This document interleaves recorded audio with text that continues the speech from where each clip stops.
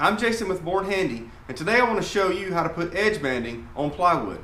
This material is available in the big box stores, so it shouldn't be all that difficult to find, although the big box stores don't usually carry it in rolls this size.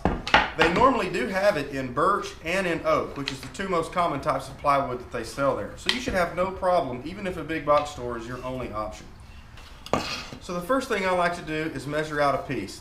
I like to lay the piece up there because sometimes you'll find that there's a joint in this material or some sort of blemish that you don't want in your finished workpiece. So by laying it up here, you can determine where exactly you might want to cut it.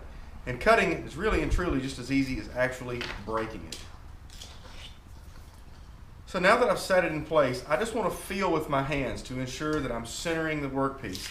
Then I'm going to take a piece of paper and set it up there. It has a heat activated glue on the bottom, and that glue is pretty good about holding it steady while you iron it onto the workpiece. They sell dedicated irons for this, but I find that just an old clothes iron works just fine. I normally set the iron to the same setting that you would use for cotton or linen. I'm applying a good bit of pressure and moving slowly. If you're not sure whether it's stuck or not, one of the things you can do is have a look on the underside of the paper. If you're seeing glue beginning to bubble out from underneath the edge, that's a pretty good indicator that it's probably hot and ready. Something else you can do is just take your finger and just lightly tap. Once you begin to feel that it's pretty tacky, that's a good indicator also that the material has been successfully glued to the workpiece. Then I like to flip it over and apply some downward pressure and hold it there long enough for the glue to cool and stay in place. Normally I have a lot of these to do at once, so after I've held it in place, I'll lay it down hanging off of a table edge so that this doesn't come into contact with anything. Then the next workpiece sits on top of this, usually they're the same width, and then that piece can hang off of this side. So by the time you're finished doing 8 or 10 of these, you start with the board on the bottom and then you can begin trimming the workpiece. So now I'll just take this, clamp it onto the workpiece, making sure that this stays flat onto the top and 90 degrees to the actual workpiece itself, and then slide it forward. Try not to squeeze and take all of it off at once. Do it in small passes. Taking it all at once tends to make the cutter rip into the piece a little further than you want it to be and tear the edge banding off of the piece that you've just glued it to. I also change the direction that I'm flowing, depending on the direction of the wood grain on the edge banding. In this case, the edge banding has pretty straight grain, so I think I'm fine either direction I choose to travel. Once I'm finished, I'll just flip it over and use my straight razor to just cut it off.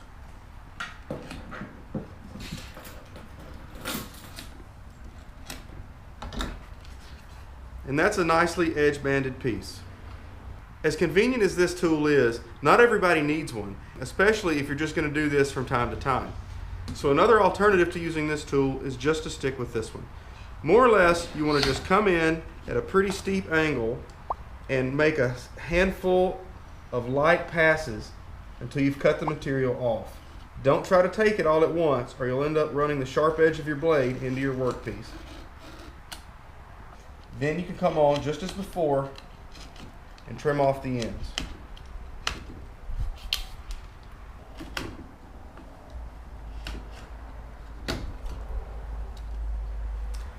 And that does a pretty good job.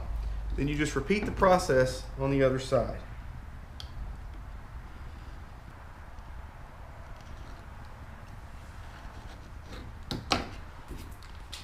Something to keep in mind when doing it this way, it's not going to be quite as perfect of a cut as though if you were using this tool here.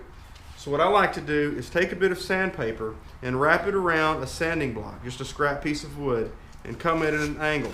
Make sure that your angle is not making contact with the face of the material that you're working with, because you're not necessarily going to sand with the grain.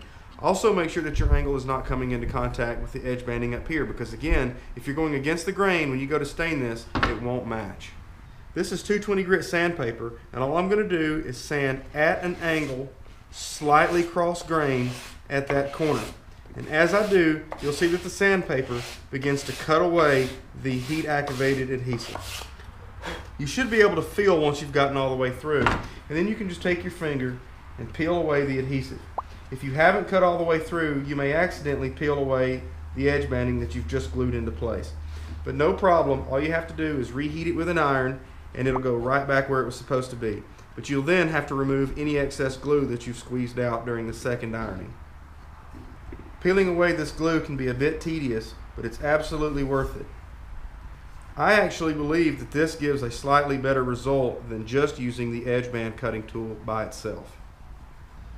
So now we've edge banded and cut two edges, one with an edge band cutter and one with a knife and sandpaper. The results are about the same, but in either case they're both far better than just having exposed end grain on the plywood. I'll do the final edge band on this edge just so you can see how it looks when banded and when it comes together at the corners. As you can see that it makes a pretty good looking piece of wood. The only thing left to do at this point is to lightly sand the corners. What you don't want to have happen is for a corner to get snagged on something and to peel the edge banding away. So it's a good idea to just very gently round over the corners the slightest amount. Don't go too far here or you'll end up taking away the entire edge banding and exposing the end grain of the plywood. There's not a lot of wood here to work with, so sand very lightly and very carefully. Now you may be wondering just how durable this material is. I'll say this, it will peel away if you're using it in a condition where something is constantly being slid over the top, such as say a desktop or maybe a tabletop. But if you're using this on maybe a drawer face or some end exposed portion of a cabinet, you really don't have much to worry about. Even if it does peel away, it's easy enough to reactivate the adhesive with an iron and get it to stick again. But as a demonstration, I've put this piece on and I was going to try to peel it off. Hopefully that gives you a little bit of confidence in using edge banding.